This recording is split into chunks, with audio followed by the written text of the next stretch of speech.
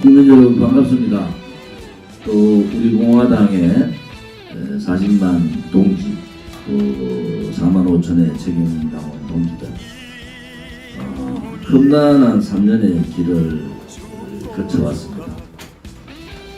제가 미국 갔는데 미국에 있는 우리 교포분들이 더 애달아 하더라고요. 일본의 동지들도 더 애달아, 유럽이나 또 호주, 뉴질랜드의 많은 우리 동지들께서 정말 아파합니다. 우리 공화당이 생기기 전에 2016년 그 겨울을 생각해 보면은 정말 거짓이고 불의의 겨울이었습니다. 제가 국회 때 지금 더불어민주당 당대표 후보로 나와 있는 김부겸 장관한테 물었던 문구가 있습니다. 하나라도 그 당시에 지사나 그 당시에 농객들의 말 중에서 맞는 것이 있으면 하나라도 제시했다. 80가지의 거짓말을 가지고 80년 가까운 농객들이 이 대한민국의 국민의 눈을 가리고 길을 막았습니다. 아직도 그 진실의 장은 열리지 않았어요. 그것을 제일 먼저 누구부터 알았느냐? 그렇게 투쟁하고 했는데도 그 2016년 겨울, 특히 2017년 3월 1일 수백만의 애끓는 애국 동지들이 광화문에 모였음에도 불구하고 정치의 리더의 정당이 없음으로 해서 그 혁명은 무너져 버렸습니다. 우리는 문재인 좌파 독재 정권 들어오는 그 5월 9일 선거 이후에 모든 태극기 집회가 다 무너졌을 때 5월 28일 날 계룡산에서 첫 집회를 가졌습니다. 그 집회의 주제가 뭡니까? 자, 저항의 태극기 집회를 할 것인가 말 것인가. 모든 것의 태극기가 다 무너졌을 때 우리는 그 집회를 통해서 뭔가 해야 된다. 이 거짓과 불이라는 것이 분명한데 뭔가 해야 된다. 박근혜 대통령의 탄핵을 지켰는 그 절차나 과정들이 너무나 비헌법적이고 비합법적인데 이렇게 있는 것은 불의에 불종하는 거다. 이래가지고 5월 28일 날 만나서 첫 집회를 다부동 전투 지역에 있는 외관에서 집회를 한 겁니다. 폭격에 의해서 끊어진 다리를 보고 우리는 그 다리를 건너면서 대한민국의 위난의 시대, 6.25라는 그 남침의 시대에 마지막으로 버텼던 다부동 전투가 뭡니까? 그 백선영 장군께서 얼마 전에 돌아가셨는데 거기가 무너졌을 때 부산은 5시간 안에 점령되는 그런 위기의 상황에서 대한민국을 지켰던 다부동 그 지역을 우리가 첫 집회를 가지고 들어간 겁니다. 그리고 그때 미군 외관에 있는 미군의 태극기와 성조기를 같이 전달을 하는 그런 과정을 했습니다. 그 다음이 바로 이성복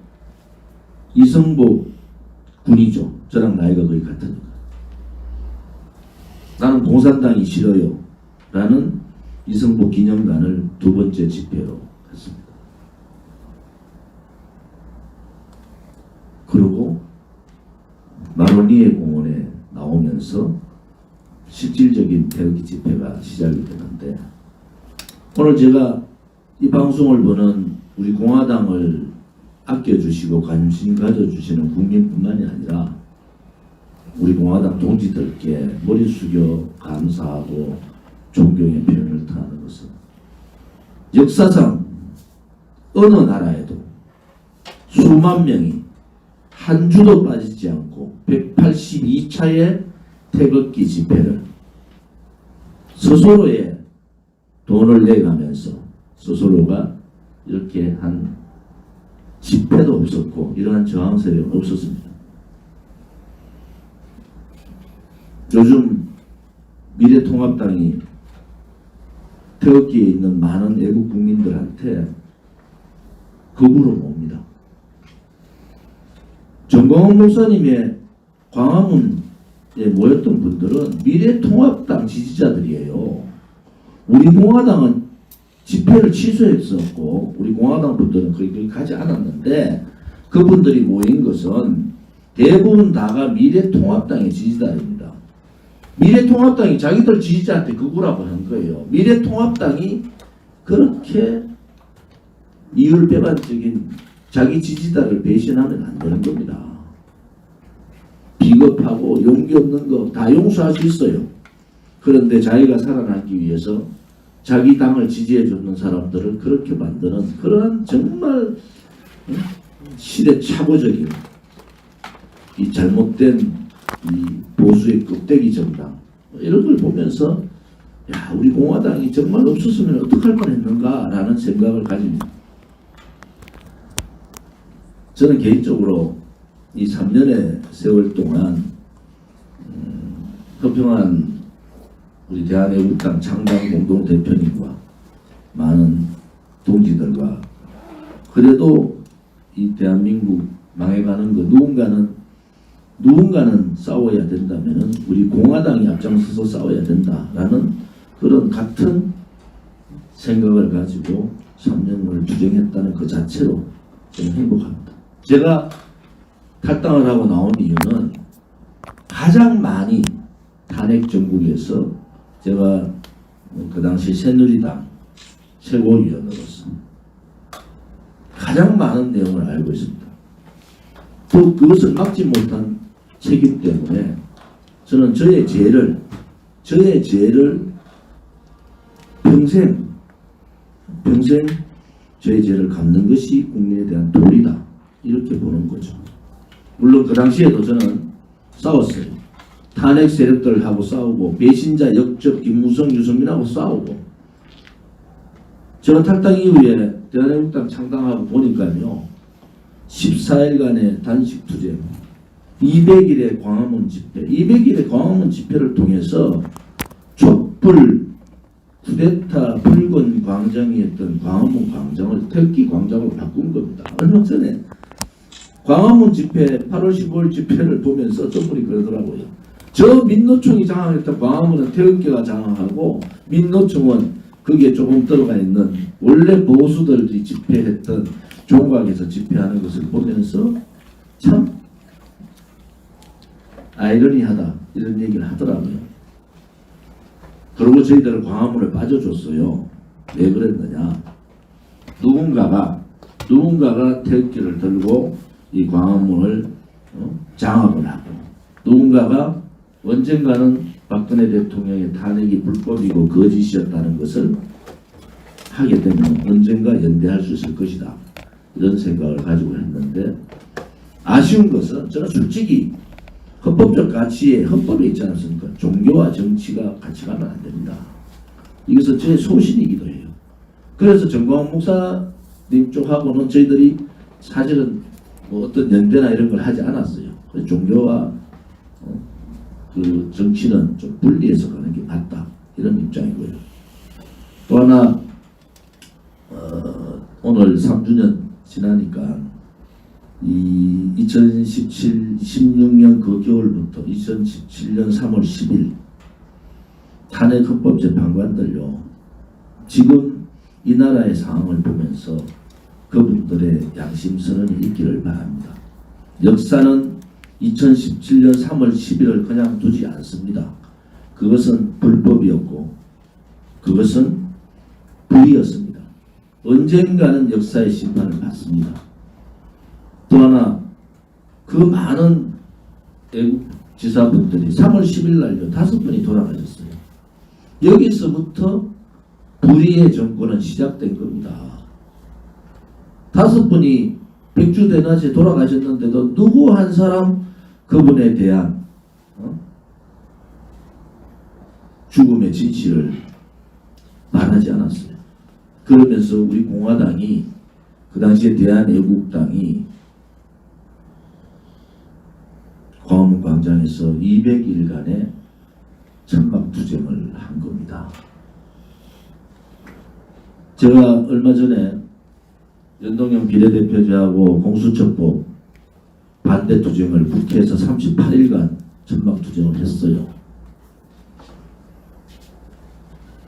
저는 우리 공화당이 이렇게 3년간 버틸 수 있었던 것은 바로 우리 공화당 스스로가 민초들에 의해서 그분들의 분노와 절규와 이 남국의 국가를 구해야 된다는 구국의 일념, 여기에서 만들어진 정당이기 때문에 김무성 씨 말대로 이제 우리 공화당 선거 참패하고 태극기도 없어지고 우리 공화당도 다 무너졌다. 그런데 공교롭게도 선거 끝나고 책임당원은 더 들어오고 당원은 더 들어오고 후원금은 더 들어오고 있어요. 아직까지 우리 공화당의 실체를 잘 모르는 것 같아요. 우리 공화당은 그렇게 쉽게 무너질 정당이 아닙니다. 박근혜 대통령의 탄핵이 무효되는 그날까지, 대통령께서 무죄 석방 되는 그날, 헌법이 유린되고 붉은 무리들의 망령들이 광화문 광장을 뒤덮고 저주의 국판을 벌이는 그 상황들을 뒤집는 그날까지 우리 공화당은 해야 되고 투쟁해야 되고 싸워야 됩니다. 이번 3주년을 맞아서 우리 공화당이 지난 7월 4일 날 전당대회를 통해서 2기 지도부가 구성됐습니다. 큰 변화와 개혁과 혁신의 과정을 가고 있습니다. 아마 서정욱 변호사께서 뭐 2번의 기회가 있다 이런 얘기를 하셨는데, 저는 뭐 우리 공화당이 반드시 이긴다는 신념을 갖고 있는 사람이고 그것이 진실이고 그것이 정의이기 때문에 그런 거예요. 저는 그런 확신을 확실히 가지고 있다. 그런데 죄송한 것은 우리 공화당 동지들의 희생이 너무 크다. 아픔이 너무 크다. 그렇지만은 동지들 한 분 한 분이 허평한 대표님이나 저나 저희들을 걱정하지 동지들이 어떻다 저떻다 이런 말씀을 안 하세요. 우리 공화당에 대해서 잘 모르는 분들은 그런 얘기를 합니다. 제가 문재인 정권 들어오자마자 집권 얼마 안 돼서 바로 문재인 정권은 좌파 독재 정권이라고 얘기합니다. 권력기관을 다 장악하고 언론 방송 장악하고 마지막 장기 집권 업무까지 가지고 있으면 독재가 맞습니다. 또 문재인 정권이 들어서는데 정통성이 없어요. 정통성은 뭡니까?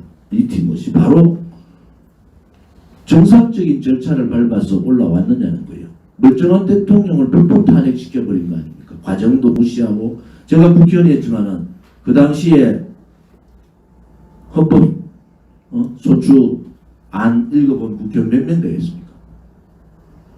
그 절차는요, 있을 수 없는 불법의 과정을 거친 거예요. 헌법재판소도 마찬가지예요. 그래서 그런 잘못된 탄핵에 대한 부분은 반드시 밝혀질 수밖에 없다. 이런 생각을 가지고요. 앞으로 제2기의 우리 공화당은 집권정당으로서의 모습을 갖춰갈 겁니다. 그것이 바로 선명성, 투쟁정당, 아스팔트 투쟁정당으로서 계속적인 그런 정당으로서의 모습을 그대로 가져갑니다. 저항하지 않는 야당, 저항하지 않는 정당은, 특히 미통당은 더불어민주당 문재인 정권을 보고 파쇼 정권이라고 그랬어요. 자기 스스로가 문재인 정권을 보고 독재 정권이고 파쇼 정권이라 해놓고 한편으로는 바깥에 가서 저항은 하지 않겠다. 굉장히 잘못된 논리예요. 파쇼 정권이면 싸워서 무너뜨리는 게 그것이 야당으로서의 임무고 그것이 국민이 주어진 책무잖아요. 말로는 파쇼 정권이라 하고 문재인 정권이 이중대 역할을 하는 민통당은 보수 정당으로서의 적자 정당이 아니다. 오히려 보수 정당의 가치를 흔들림 없이 3년 동안 흔들림 없이 가지고 있는 우리 공화당의 가치가 뭐였습니까? 강령 안에 다 나와 있듯이 자유민주주의 체제 수호와 시장경제 수호예요. 한미동맹을 통해서 자유민주주의 통일을 이루는 그날까지, 또 박근혜 대통령의 불법 탄핵을 제자리로 돌리는 탄핵무효 투쟁, 이것이 우리 공화당이 가지고 가고 있는 가치인데, 지금 보수의 가치라는 그런 가치를 미통당은 스스로 김종인 영감 들어오고부터 스스로 버려버렸어요. 그러면은 이제는 보수의 가치를, 우파의 가치를 우리 공화당이 가져왔기 때문에 저는 자신있게 우리 공화당이 보수 우파의 적자다, 이렇게 말씀을 드립니다. 앞으로도 우리 공화당의 투쟁은 계속될 것이고, 또 투쟁과 함께 선명성 있는 확실한 보수 우파 정당으로서의, 적자 정당으로서의 행동도 하지만 한편으로는 확장성, 고평한 대표님 말씀대로 100만 당원에 20만 책임 당원을 만드는 그런 확장성의 작업도 같이 해 나가겠습니다. 이 3주년 맞는, 이제 내일 되면 이제 4년 차로 들어가잖아요. 3주년 맞는 오늘 우리 공화당 동지들과 우리 공화당의 애정을 보여주신 애국 국민들께 감사를 드립니다. 아무튼 더욱더 변화하는, 더욱더 달라지는 그런 우리 공화당의 모습을 보이겠습니다. 모든 말은 요구를 하고요. 세부적인 얘기는 다시 토론 때 다시 하도록 하겠습니다. 특히 오늘 또 건강한 모습으로 토론에 참여해 주신 고평환 대표님께 진심으로 감사드립니다.